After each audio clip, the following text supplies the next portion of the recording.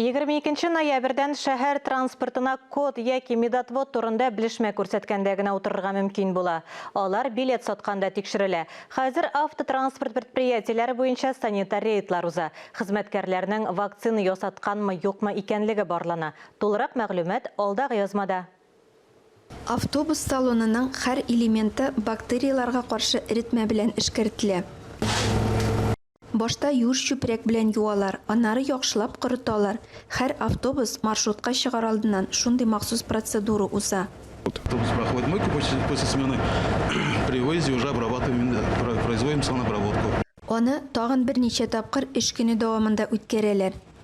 А потом на каждой конечке кондуктор салонның бер генә җирендә калдырмыйча, утыргыч тотынып бара торган урыннан антисептик белән эшкәртә. Антисептиклар, чүпрәк, перчаткалар да бар.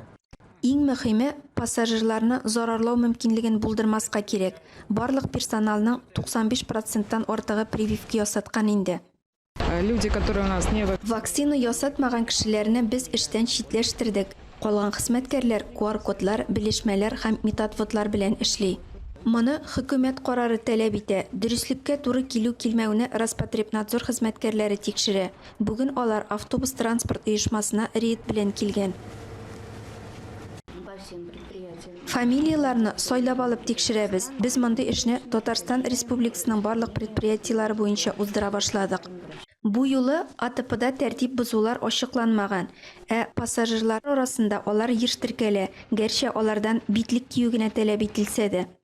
Монда шелтә белдерүләр ярдәм итмәячәк, полиция хезмәткәрләре беркетмә төзи. 22 ноябрьдән республиканың җәмәгать транспортында йөрү шартлары тагын да көчәйтеләчәк. Һәр пассажирдан я QR-код, я методвод таләп ителә.